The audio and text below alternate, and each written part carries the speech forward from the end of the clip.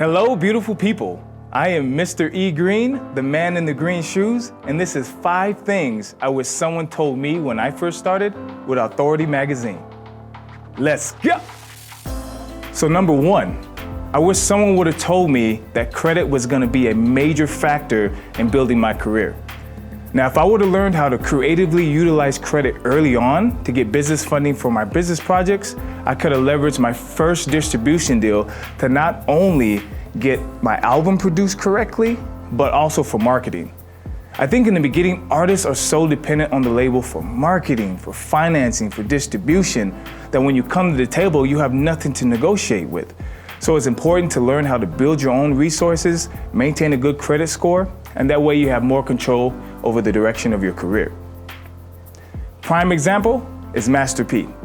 Now, back in the time where a lot of artists were clamoring to get signed to a major label, Master P started his own record label called No Limit Records. And what he did, he brought his own marketing dollars to the table. Now, that allowed him to negotiate a large distribution deal with a major label that allowed him to keep 100% ownership and 80% of the sales, which is unheard of at the time and still today. So it's important to remember, that's why he amassed such a great fortune, that you have to think outside of your circumstances, because when you're broke, all you care about is getting some money.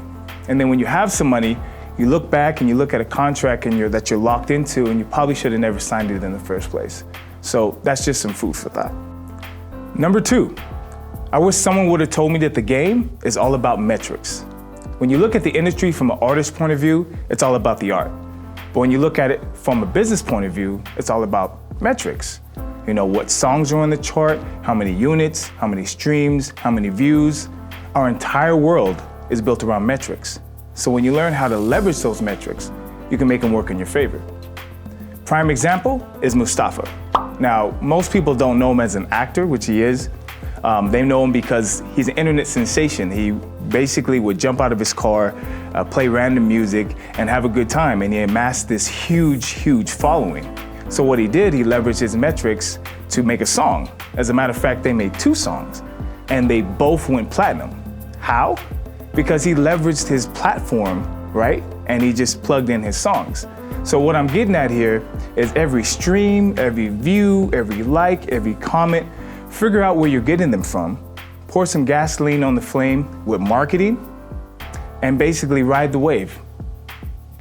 And those are the facts. Number 3, I wish someone would have told me that what you see isn't always what you get.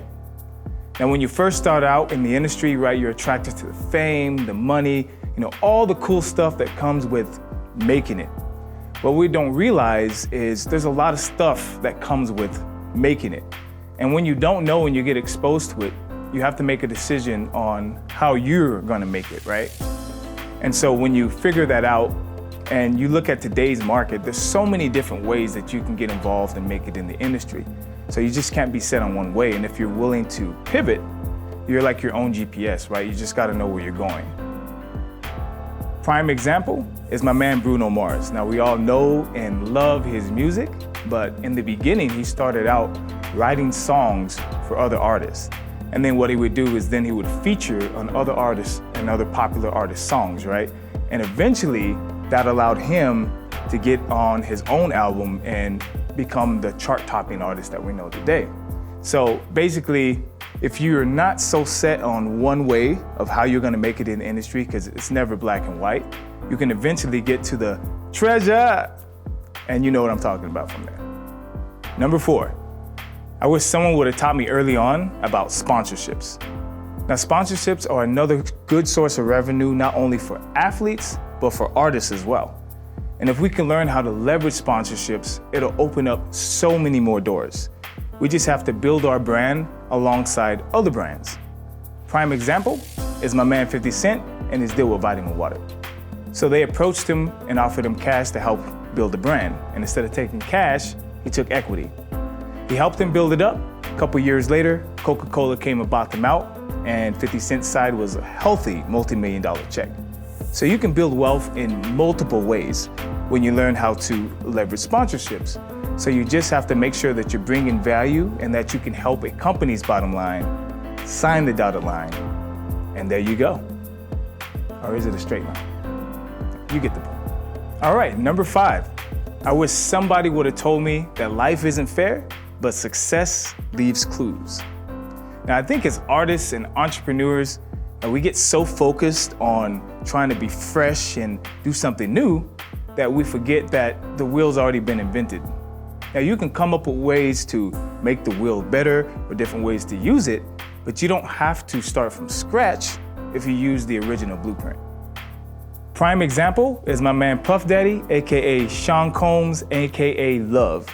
He made Notorious B.I.G. famous by taking old hits from the past and integrating them with fresh beats from his time, like Juicy. So a lot of times when you listen to new music, it's not really new, it's just a small tweak on something that's already been out there, but you probably just never heard it before. So you have to remember, not everything has to be started from scratch, just like A Beautiful Day. It's just a small tweak on Michael Jackson's We Are the World, right? It's music created for a cause. You don't have to look far for inspiration.